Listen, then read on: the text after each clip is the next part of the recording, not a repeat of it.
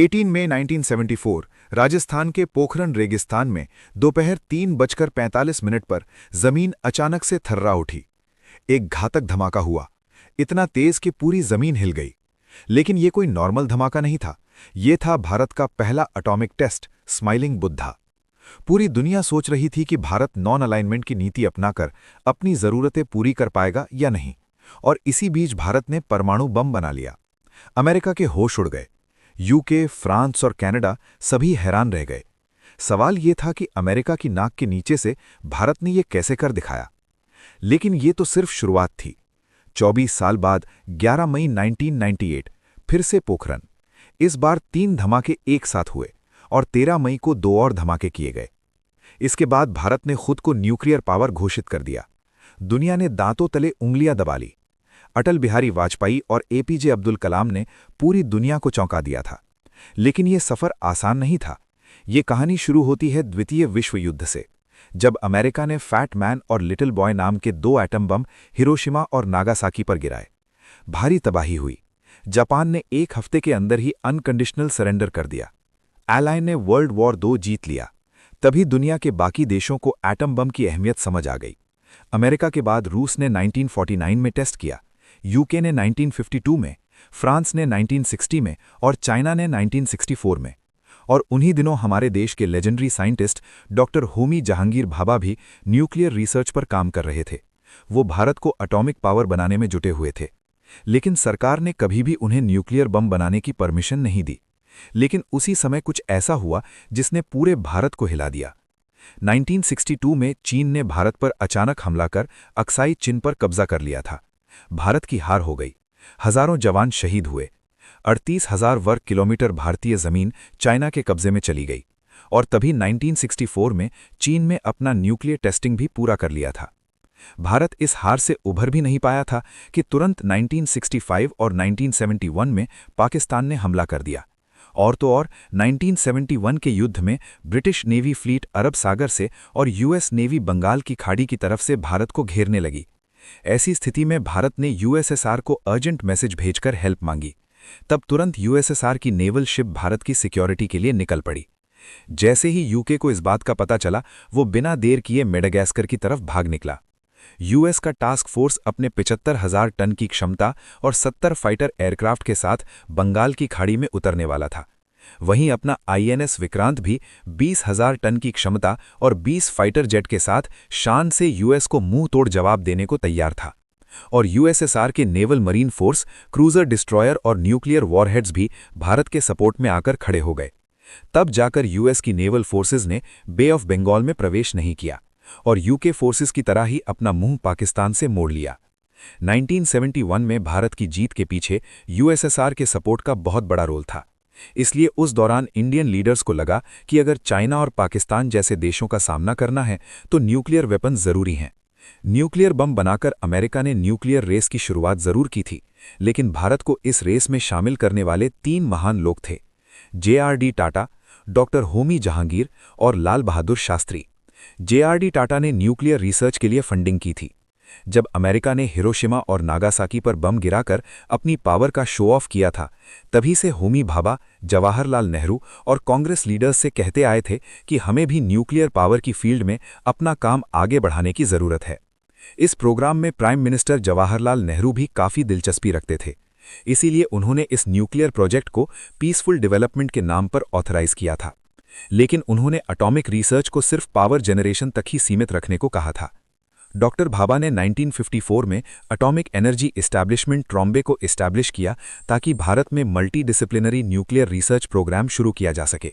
और जब 1964 में चाइना ने अपना न्यूक्लियर टेस्ट किया, तब लाल बहादुर शास्त्री ने 1965 में भारत के न्यूक्लियर एक्सप्लोजिव प्रोग्राम को ग्रीन सिग्नल दे दिया।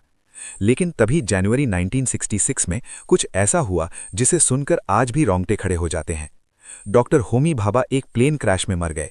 और सबसे हैरान करने वाली बात, उसी महीने लाल बहादुर शास्त्री की भी संदिग्ध परिस्थितियों में मौत हो गई। एक ही महीने में 2 ऐसे लीडर जो भारत के न्यूक्लियर प्रोग्राम को आगे बढ़ा रहे थे, खत्म हो गए। आज तक ये रहस्य बना हुआ है कि ये महज संयोग था, ये कुछ और। लेकिन इन दोनों की मौत के बाद भारत का न्यूक्लियर प्रोग्राम एक बड़ा झटका खा गया। फिर भी दूसरे फिजिसिस्ट्स ने इस काम को आगे बढ़ाया। इन्हीं दोनों की याद में इस सेंटर का नाम बदलकर भाभा एटॉमिक रिसर्च सेंटर कर दिया गया, जिसके साइंटिस्ट्स ने मिलकर भारत के पहले न्यूक्लियर प्रोजेक्ट को आकार दिया।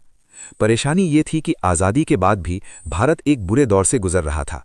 तब ना तो हमारे पास एडवांस टेक्नोलॉजी थी और ना ही इस फील्ड में प्रोग्रेस करने के लिए स्पेसिफिक बजट। हालात इतने बुरे थे कि यूएस और यूएसएसआर जैसे विकसित देशों की ह्यूमैनिटेरियन एड पर देश चल रहा था। लेकिन इसी बीच यूएसएसआर, यूके और फ्रांस वो देश बन गए जो न्यूक्लियर बम बनाने में सफल हुए। फिर देर न करते हुए चाइना ने भी अपना पहला न्यूक्लियर टेस्ट कंडक्ट किया। अब दुनिया में 5 ऐसे देश थे जो घातक न्यूक्लियर टेक्नोलॉजी से किसी भी देश को तबाह कर सकते थे। दुश्मन देश चाइना के इस लिस्ट में शामिल होते ही भारत पर भी प्रेशर बन गया था कि वो अपनी डिफेंस टेक्नोलॉजी को दुरुस्त करे। सिक्योरिटी के इसी खतरे की वजह से अब भारत ने भी अपना ध्यान न्यूक्लियर वेपन्स की तरफ मोड़ लिया। 1966 आते आते रूलिंग पार्टी से लेकर सारे लीडिंग इंडियन साइंटिस्ट्स लॉबी का भी यही मानना था कि इंडिया को न्यूक्लियर वेपन्स में सेल्फ रिलायंट होना बहुत ज़रूरी है। वहीं दूसरी तरफ रूस, यूएस, यूके, फ्रांस और चाइना ने नॉन प्रोलिफरेशन ट्रीटी बनाई, जिसमें कहा गया कि एनपीटी के मेंबर्स न्यूक्लियर वेपन टेक्नोलॉजी को बढ़ने से रोकेंगे। उनका यह भी कहना था कि ये देश अब किसी भी दूसरे देश को इस खतरनाक वेपन को बनाने नहीं देंगे। ऐसे में एनपीटी की दोहरी नीति से भारत नाराज हो गया और ये डिसाइड किया कि अब भारत भी अपना एटम बम बनाएगा। लाल बहादुर शास्त्री की डेथ के बाद जब 1966 में इंदिरा गांधी के हाथ में सत्ता आई, उन्होंने भी फैसला कर लिया था कि भारत भी न्यूक्लियर बम बनाने पर काम जारी रखेगा। इस प्रोजेक्ट पर वेस्टर्न कंट्रीज की पैनी नज़र थी। यूएस से लेकर कोई भी डेवलप्ड देश नहीं चाहता था कि भारत भी न्यूक्लियर क्लब का हिस्सा बन जाए।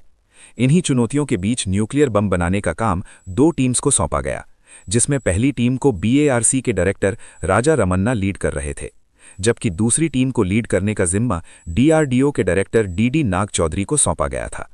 दोनों टीम्स को मिलाकर टोटल 75 साइंटिस्ट्स और इंजीनियर्स इस काम पर लगे हुए थे। लेकिन केवल 3 लोगों को ही न्यूक्लियर प्रोजेक्ट की जानकारी थी, जिसमें पहली खुद इंदिरा गांधी थीं। मिशन की सीक्रेसी को बरकरार रखने के लिए डिफेंस मिनिस्टर और होम मिनिस्टर को भी इस प्रोजेक्ट की इन्फॉर्मेशन से बाहर रखा गया था। लेकिन यहाँ एक बड़ी परेशानी आई। बम बनाने के लिए प्लूटोनियम की जरूरत थी, लेकिन ट्रॉम्बे का फीनिक्स रिएक्टर पहले ही बंद हो चुका था और बचे हुए प्लूटोनियम को पूर्णिमा न्यूक्लियर रिएक्टर में इस्तेमाल किया जा रहा था।